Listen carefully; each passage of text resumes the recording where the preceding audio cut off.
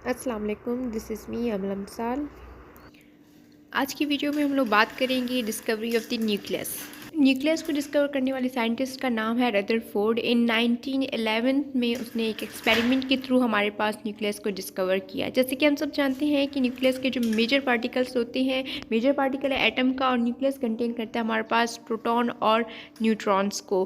Proton positively charge होते हैं, जबकि न्यूट्रॉन जो होते हैं वो न्यूट्रल होते हैं, उन पर कोई चार्ज नहीं होता, जबकि इलेक्ट्रॉन जो होते हैं वो न्यूक्लियस के गिर्द रिवॉल्व कर रहे होते हैं अपने ऑर्बिट्स में। न्यूक्लियस जो होता है वो हमारे पास total mass of an atom को कंटेन करता है, बिकॉज इसमें हमारे पास प्रोटॉन और न्यूट्रॉन होते हैं, और हम ये जानते हैं कि जब प्रोटॉन और न्यूट्रॉन मिलते हैं तो वो हमारे पास एटॉमिक मास बनाते हैं। और ये दोनों पार्टिकल्स जो है हमारे पास प्रोटॉन और न्यूट्रॉन जो होते हैं वो फंडामेंटल फोर्स से एक दूसरे से जुड़े हुए होते हैं, जिसे स्ट्रॉन्ग फोर्स कहा जाता है।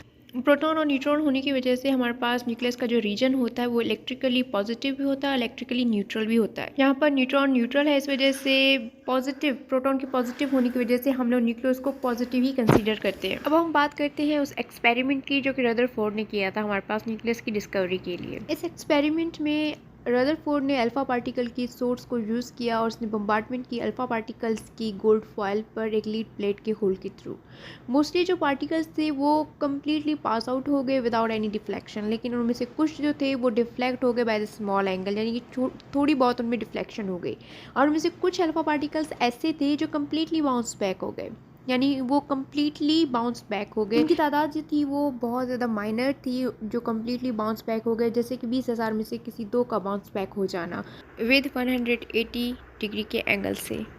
इन सारी डिफ्लेक्शंस और बाउंस बैक का हमें पता इस तरीके से चला कि इस गोल्ड फॉयल को स्मॉल एरिया को छोड़कर कम्प्लीटली जो है फ्लोरेसेंट स्क्रीन से कवर किया गया, और जैसे ही कोई डिफ्लेक्शन हुई या बाउंस बैक हुआ तो उनके उस इफ़ेक्ट की वजह से हमारे फ्लोरेसेंट स्क्रीन पर ग्लो पैदा हुआ, जिसकी वजह से हमें उनकी डिफ्लेक्शन और उनके कम्प्लीटली बाउंस बैक का आइडिया मिला। और फिर इस सारे एक्सपेरिमेंट से ये कंक्लूजन लिया गया रदरफोर्ड के कि इस एक्सपेरिमेंट के हमें ये आइडिया हुआ कि जो एटम का जो सेंटर है वो स्मॉल एरिया है, वो डेंस है और पॉजिटिव चार्ज को कंटेन करता है, जिसकी वजह से हमारे पास जो अल्फा पार्टिकल्स थे वो कम्प्लीटली डिफ्लेक्ट हो गए या बाउंस बैक हो गए।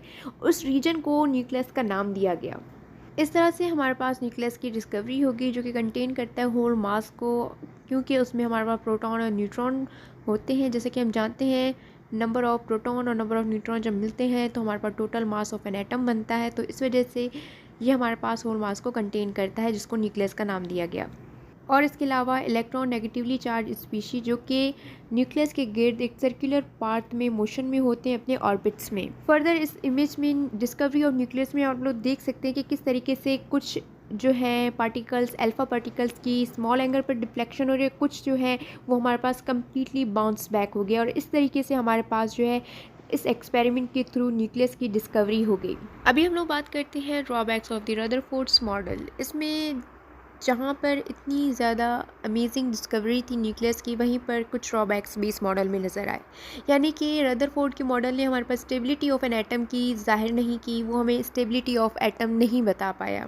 रदरफोर्ड के इस एक्सपेरिमेंट में हमें ये बताया गया कि इलेक्ट्रॉन जो होते हैं वो कंटिन्यूसली रिवॉल्व कर रहे होते हैं न्यूक्लियस के गिर्द एक सर्कुलर पाथ में अपने ऑर्बिट्स में, और ऐसा करने पर वो एक एक्सेलरेशंस में चले जाते हैं, acceleration in change in velocity.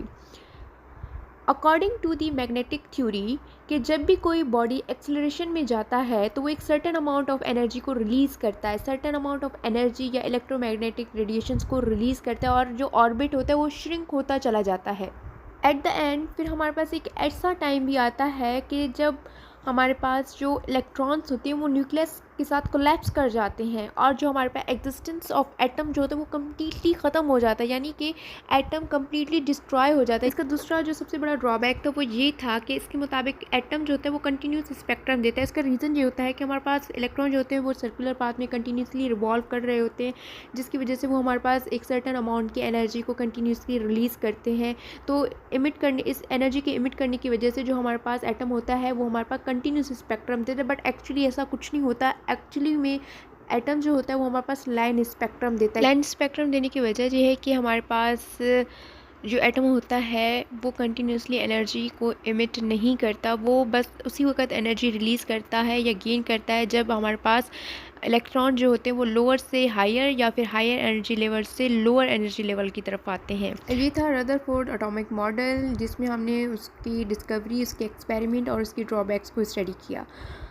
तो नेक्स्ट वीडियो में मिलते हैं कुछ और टॉपिक्स के साथ। तब तक के लिए अल्लाह हाफिज़।